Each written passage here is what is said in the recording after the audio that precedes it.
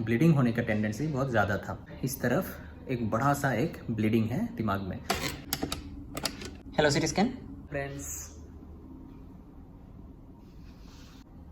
तो ये आप देख सकते हैं हमारा ये प्री-ऑप एरिया है जहाँ पे सर्जरी से पहले जो है पेशेंट रहता है। तो पहले हमारा प्री-ऑप एरिया तो दूसरा साइड में था, अभी जो शिफ्ट हुआ है उसके बाद यहाँ पे शिफ्ट किया गया है। तो आज मैं सोच रहा था कि जैसे मैंने बोला कि आपका ओटी नया ओटी में केस स्टार्ट करेंगे, तो पहला दिन था आज जहाँ पे हमने एक पहला केस इमरजेंसी केस से स्टार्ट किया था। उसके बाद भी कुछ और केसेस थे। जो इमरजेंसी केस है उसके बारे में मैं बात करना चाहूँगा, वो इसलिए क्योंकि ऐसा केस शायद आपके सामने, आपके पड़ोस में, आपके शहर में बहुत ऐसा दिखने को मिलता है और कभी कभी हम समझते नहीं हैं। ठीक है, वो भी एक तरह का स्ट्रोक्स है। तो जो आज सुबह हमने ऑपरेट किया था वो बहुत ही हाई रिस्क वाला पेशेंट था। ठीक है, हाई रिस्क पेशेंट मतलब जहाँ पे पेशेंट का जो कंडीशन होता है उसकी वजह से उसको सर्जरी करना बहुत रिस्की हो जाता है। कभी कभी सर्जरी के दौरान भी पेशेंट का डेथ हो सकता है, या तो सर्जरी के बाद कभी कभी डेथ का चांसेस ज़्यादा रहता है। और बहुत पेशेंट का बीपी पल्स स्टेबल नहीं रहता है, लेकिन इमरजेंसी न्यूरोसर्जिकल कंडीशंस ऐसा हो जाता है कि हमको बिना सर्जरी भी किए भी हम रह नहीं सकते। ठीक है, तो वो पेशेंट था 30 साल का एक लड़का। एक सेकेंड, मेरा ड्यूटी मोबाइल है।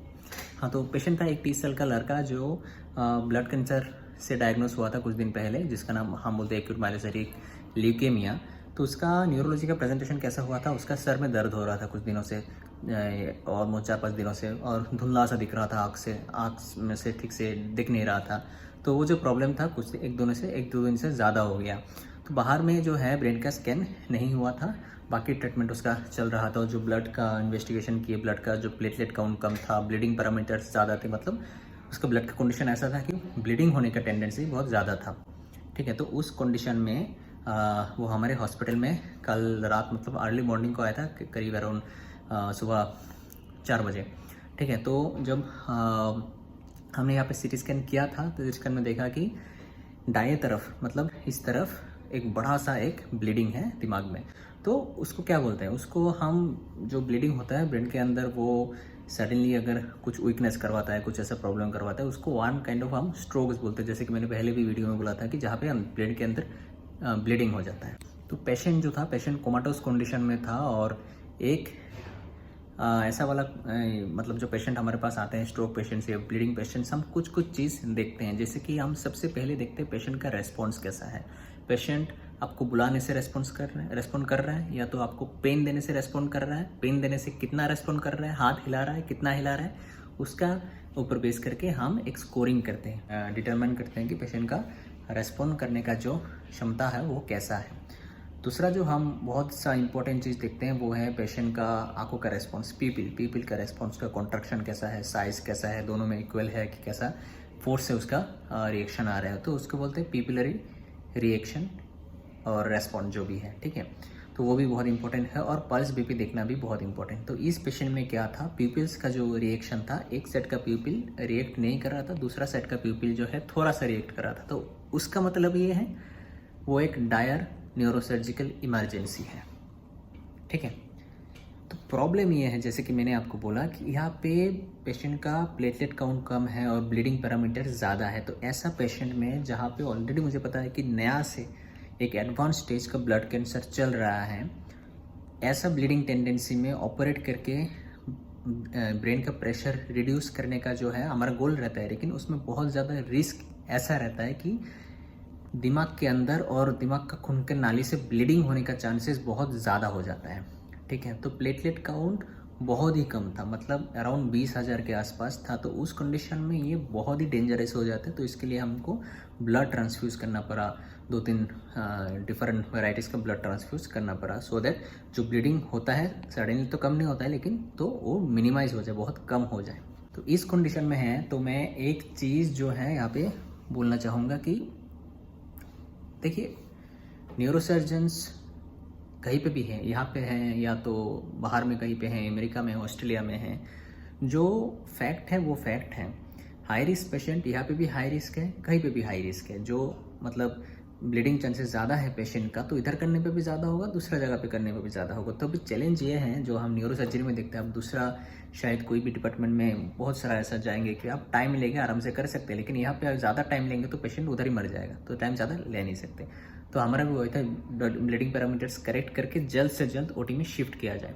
तो ऐसा कंडीशन में क्या होता है कि जैसे कि मैंने बोला वो 30 साल का इनकम करने वाला लड़का था, तो इस कंडीशन में जैसे कि पेशेंट पार्टी को पता चलता है कि हाँ मेरा लड़के को ब्रेन में कुछ ब्लीडिंग है और ब्लड में कैंसर है, सब लोग इतना ख़राब ही बोल रहे हैं, मतलब कंडीशन अच्छा नहीं है, कोमाटोज कंडीशन में है, वो उसका डिसाइड करना भी एक डिफ़िकल्टी हो जाता है लोगों के लिए।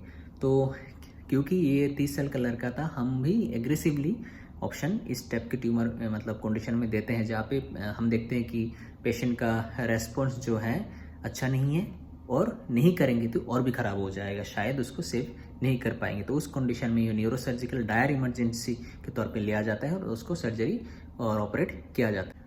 तो इस पेशेंट को भी हमने काउंसलिंग के बाद, पेशेंट पार्टी के साथ अच्छे से काउंसलिंग के बाद, पूरा रिस्क बेनिफिट समझाने के बाद और जो अर्जेंट नेसेसिटी है सर्जरी का उसका पूरा काउंसलिंग होने के बाद हमने ओटी में लिया है। सर्जरी जो है वो इसमें ऐसा होता है कि जैसे मैंने बोला कि राइट साइड में बहुत ज़्यादा ब्लीडिंग है, तो इस कंडीशन में ब्लीडिंग का चांसेस ज़्यादा है। ब्लीडिंग निकालने में अगर हम कोशिश करेंगे निकालने का, तो ब्लीडिंग होने का चांसेस सर्जरी के दौरान बहुत ज़्यादा हो जाएगा, लाइफ का रिस्क बहुत ज़्यादा बढ़ जाएगा।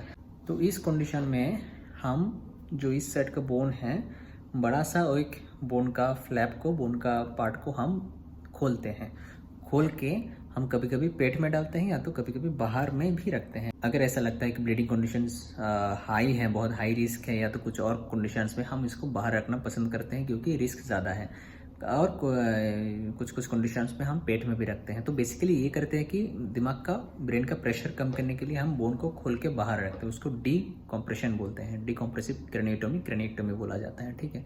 तो इस पेशेंट में भी हम यही किए, जो बोन खोल के बाहर रखे थे उसमें सर्जरी के दौरान और एक चांस रहता है कि जैसे कि मैंने आपको बोला दिमाग के अंदर प्रेशर ज़्यादा रहता है, कि जिस मोमेंट हम ये खोलते हैं ना, उस टाइम पे सडनली उसका बीपी पल्स का चेंजेस आने का चांसेस हाई रहते हैं। स्पेशली हाई रिस्क वाला पेशेंट में, कोई एल्डरली पेशेंट हो जिसमें मतलब अगर ब्रेन बहुत ही टाइट है, प्रेशर ज़्यादा है बहुत, उसमें कुछ ऐसे चांसेस रहते हैं। जो भी हो, ये इतना रिलेवेंट नहीं है। तो ब्लीडिंग का जो हमने देखा, ब्रेन बहुत ही बल्ज था और ब्लीडिंग थोड़ा हो रहा था, लेकिन अल्टीमेटली वो अच्छा वेल कंट्रोल्ड था। मतलब इतना मतलब ज़्यादा ब्लीडिंग कुछ नहीं हुआ, ब्लड लॉस ज़्यादा नहीं हुआ, लेकिन पेशेंट का सर्जरी अच्छा ठीक ठाक ही गया था। प्रॉब्लम यह है कि ऐसा वाले पेशेंट में जो कोमाटोस पेशेंट आते हैं, इतना बड़ा ब्लीड लेके आते हैं और पीछे एक रिसेंटली डायग्नोस्ड हुआ ब्लड कैंसर है, इस टाइप का पेशेंट्स ऑलवेज हाई रिस्क रहता है। कोई भी सर्जन सर्जरी करेगा तो कोई गारंटी नहीं दे सकता है, कोई बोल नहीं सकता है कि कल को क्या होगा, परसों को क्या होगा, मतलब रेस्पॉन्स कैसा रहेगा। तो पेशेंट का एक्चुअली क्या रहता है, बहुत टाइम लेते हैं वो लोग पेशेंट रिकवर अगर होते भी हो हैं तो बहुत टाइम ये भी देखा जाता है, शायद ब्रेन का सर्जरी हो गया, ब्रेन का सर्जरी अच्छा हुआ है, लेकिन कुछ दूसरा कॉम्प्लिकेशन से, कुछ दूसरा सिस्टमिक, हार्ट का प्रॉब्लम, लिवर का प्रॉब्लम, किडनी का प्रॉब्लम, कुछ और प्रॉब्लम से उनका कंडीशन और भी डिटोरिएट और ख़राब हो जाता है।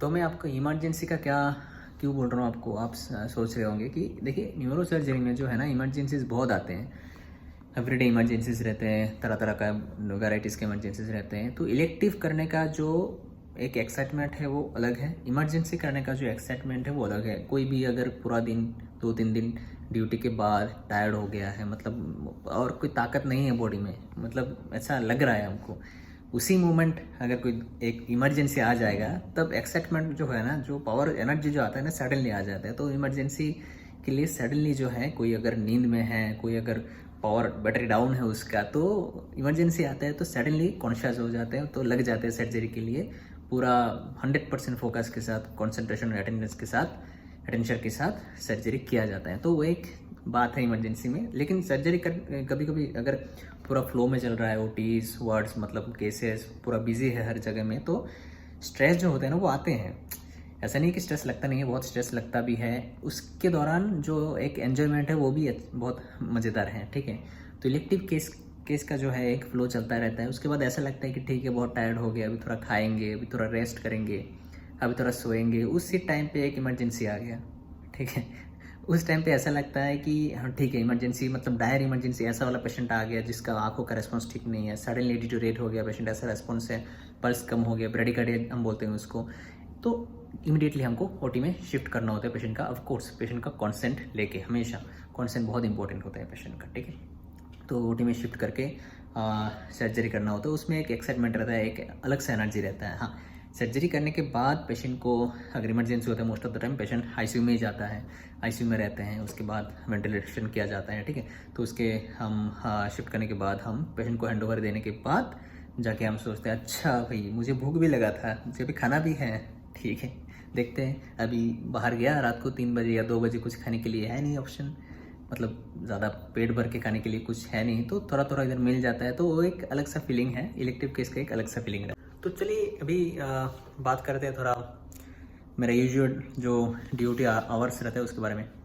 तो मेरा जो यूजुअल ड्यूटी आवर्स रहता है तो वो सुबह करीब 6:30 के आसपास स्टार्ट होता है, 6:30 बजे आना होता है। और क्योंकि मैं अभी 4th ईयर में हूँ तो वार्ड का पेशेंट थोड़ा देख के, उसके बाद अगर स्पेशली द क्रिटिकल पेशेंट है वो उसको, उन पेशेंट्स को स्पेशली देख के अगर कुछ चाहिए होता है उसके बारे में थोड़ा डिसीजन लेना होता है। देन जो हमारा है ओटी स्टार्ट होता है, मोस्ट ऑफ द टाइम वो 7:30 के आसपास ही स्टार्ट होता है। तो ओटी करने के बाद बहुत टाइम, मिनिमम एटलीस्ट 2-3 ओटी हो जाता है। तो बाय द टाइम ओटी ख़त्म होता है तो हमारा करीब 3 या तो 4 दिन का बज ही जाते हैं। तो अगर मेरा उस दिन का ड्यूटी है तो मेरा कंटिन्यू होता है ड्यूटी।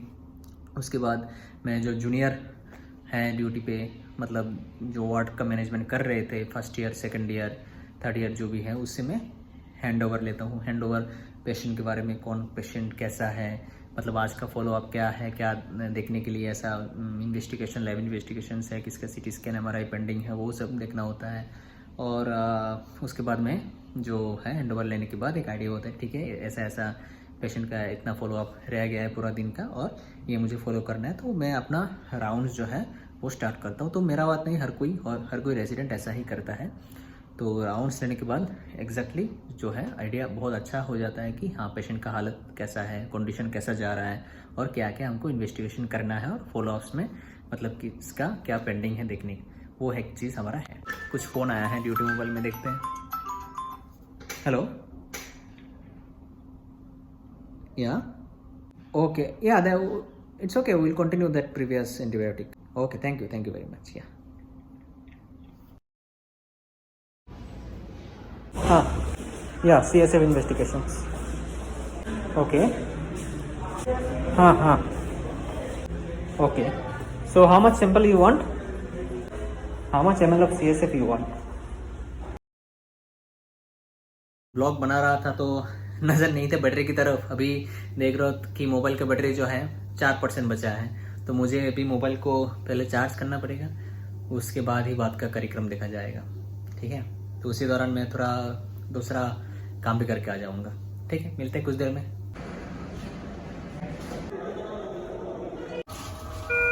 देखिए, आपने वीडियो तो देखा, अच्छा लगा, पसंद आया, लेकिन बिना सब्सक्राइब करे, बिना लाल बटन दबाए आप चले गए, ये तो हो नहीं सकता, ये एकदम बिल्कुल गलत बात है।